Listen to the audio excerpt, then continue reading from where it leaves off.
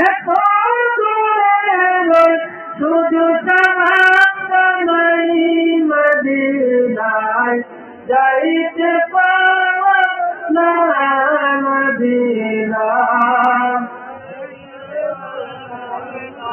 Medina যেতে চান কিনা চান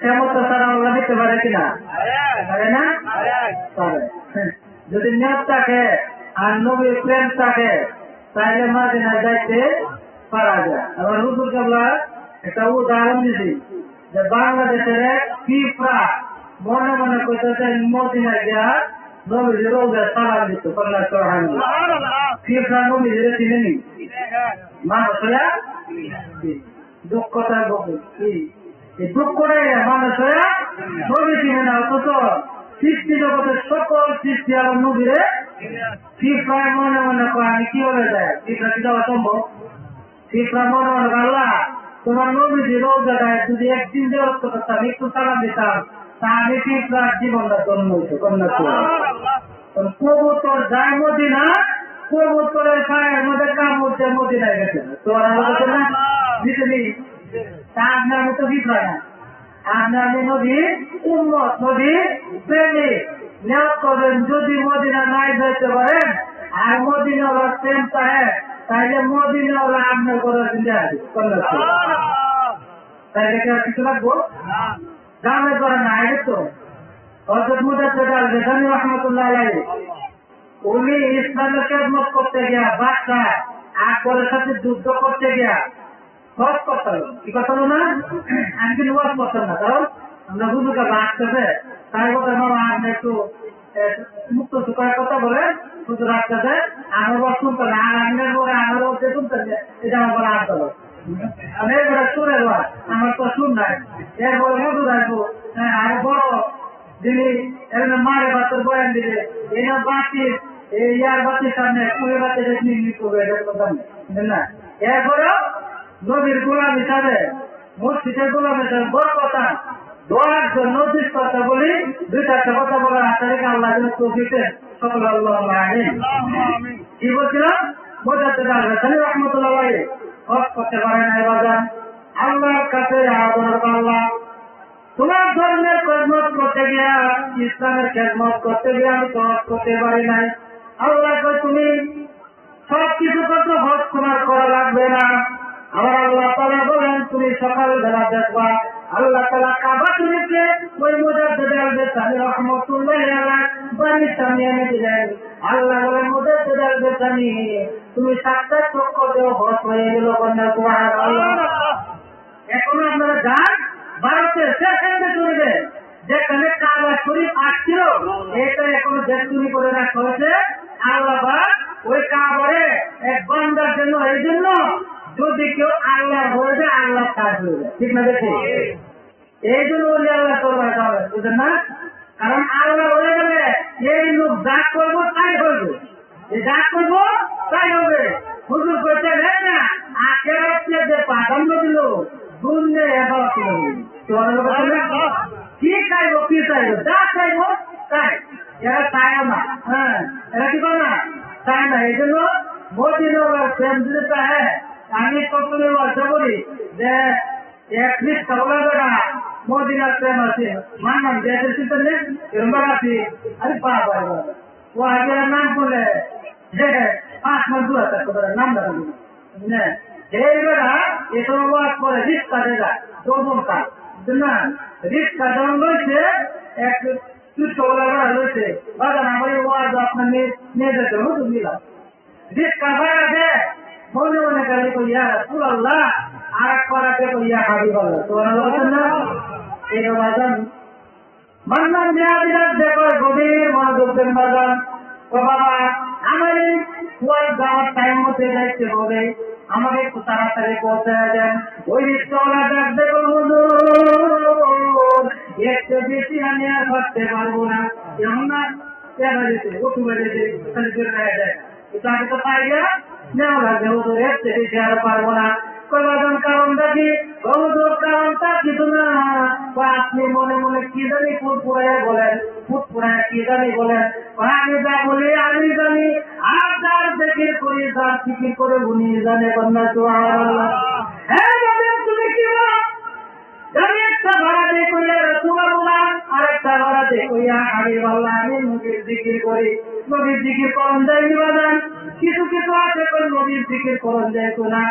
নবীর জিকির করলে নবীর জিকির যখন করে দুরূদ করে সালাম দেয়, কারণটা কি বলে? কারণটা হলো হুজুর আপনাদের মতন ওয়াজির মুখে শুনে কি মাস করছে, যদি নবীর মহব্বত থাকে, নবীর নাচতে চিনিতে যারা গাইতে পারে নবীর মহব্বতে, একদিন না একদিন নবী তার ঘরে হাজির হয়ে যাবে কন্যা সুবহানাল্লাহ। ও হুজুর আমি আপনার কাছে বলতে দ্বিধা করি না, আমি একজন গরিব মানুষ, চেষ্টা করে আমি সংসার চালাই, সারাদিন যা করি চাল ভাত নিয়ে ডাল ভাত দিয়ে কিছু খাই। হুজুর আমি আমার নবীর জন্য পাগল, আমি সবসময় দুরূদ সালাম, সবসময় আমার নবীর সামনে নাচ করি কন্যা সুবহানাল্লাহ। একদিন আমার জ্বর হয়ে গেল, ভীষণ জ্বর, আমি বিছানায় যাইতে পারি না। 2 দিন পর্যন্ত ওই বিছানার মধ্যে আমি শুয়ে রইলাম। হঠাৎ করে রাত্র যখন গভীর হইল, আমার ঘরটা নূরে আলোকিত হয়ে গেল কন্যা সুবহানাল্লাহ। আমি দেখলাম সবুজ পাখি পরে একজন নূরের চেহারা আস্তে আস্তে আমার দিকে আগে আসতেছে। আমি বললাম আপনি কে? তুমি যার না চাও আমি সে একজন নবী মুহাম্মদুর রাসূলুল্লাহ সাল্লাল্লাহু আলাইহি ওয়াসাল্লাম। ইয়া রাসূলুল্লাহ, ইয়া হাবিবাল্লাহ, আমার ঘরে আপনি কেন আসেন? আমি গরিব মানুষ, আমি গুনাহগার। আজকে 2 দিন যাবত তোমার নাচ আমার রোজায় পৌঁছে না কন্যা সুবহানাল্লাহ।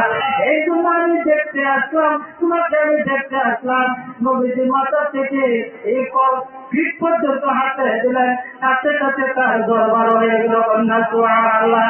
কারণ আমার নবীজি হলো ডাক্তারের ডাক্তার, ঠিক না? আমার নবীজি দুটো মুবারকের মধ্যে 3,500 লোকের সেবা দিল কন্যা সুবহানাল্লাহ। ওই লোকটা ভালো হয়ে গেল, তার গোটা নেত্রে আমার মতন সুগার হয়ে গেল, আর চোখের পানি পালায় কান্দে।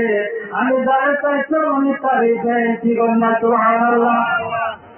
মান্নান জিহাদি বলে, এ বাবা একটা লাভ দিয়ে রিস্কার থেকে নেমে গেল, নেমে যাওয়ার করলো পানির মধ্যে করলো। এ বাবা আমি এত বড় আলেম হইলাম, আমি একজন হাতে রাসূল, কিন্তু আমি এখন আমার নবী দিদার পাই নাই। বাবা তুমি রিস্কাওয়ালা, তুমি আমার জীবনে তোমারে, তোমার আমার দাদানো তোমারে যে চোখ দিয়ে তুমি আমার নবীরে দেখছো, ওই চোখ তো সাধারণ কোন চোখটা বলে ঠিক পাবে। মান্নান জিহাদি তার পায়ের মধ্যে করলো, আপনি কি করতেছেন বাবা না? তুমি এই সিটের মধ্যে বসো, আমি তোমাকে চালাইয়া চালাইয়া মাঝে হয়ে যায় কন্যা সুবহানাল্লাহ। এইটাই হাতে রাখু। হ্যাঁ আমি হুজুরকে বলে দেখছি, আমরা 3 দিন স্কুলে জল উনি শিক্ষকতা করতেন আমাদের বাড়ির সামনে স্বপ্ন দেখে। হ্যাঁ সেদিন গেছি, যাওয়ার পরে ওনার ব্যাগটা আমি লইছি, দিতে চাই না, দিতে চাই না, খুব কষ্ট মতো লইছি।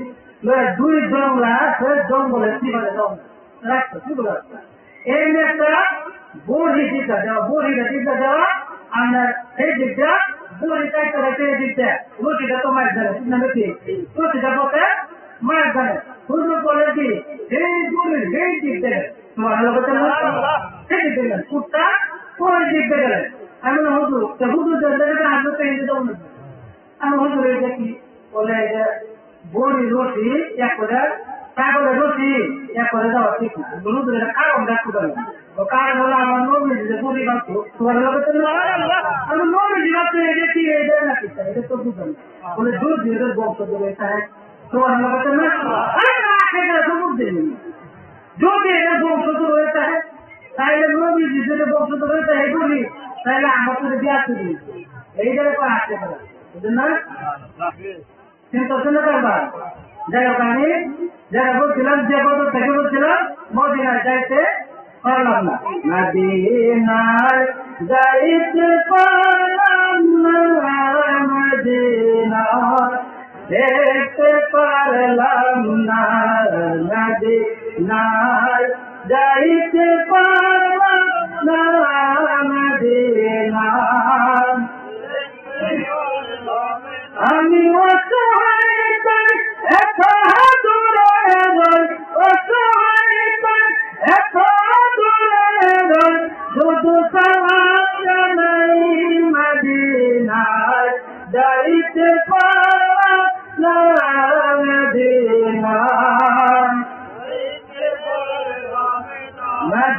মদিনা নাম কত সুন্দর,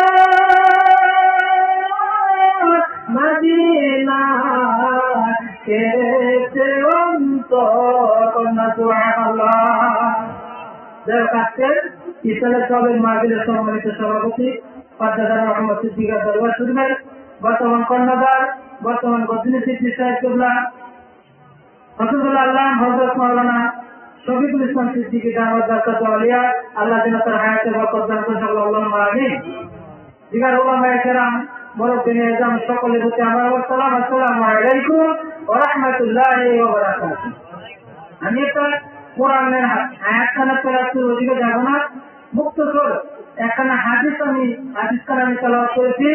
আনা মাদিনাতুল ইলমি ওয়া আলী বাবু। নবীজি বলেন কি, আমি হলো এলেমের বুড়ো, এলেমের শহর, আর আলী হলো দরজা। তোমার লোক না আলী কি এটা দরজা। আমরা মুসলিম মাঝে কি সব কিছু পাওয়া যাবো, কিন্তু কিশোরগঞ্জে গেলে সব পাইতে নেই, যা চাই তাই পাবে। তাহলে কি শহরে সব কিছু পাওয়া যায়, কিন্তু গ্রামের গঞ্জের থানার মধ্যে সবকিছু পাওয়া যায় না। এই জন্য বলছেন আমি হলো এলেমের শহর, আলী হলো দরজা। তোমার লোক না, তাহলে আলী কি কম নাকি? অথচ আলী কারামুল্লাহ কম না। না রে তাকবীর, না রে রিসালাত, হুজুর কেবলা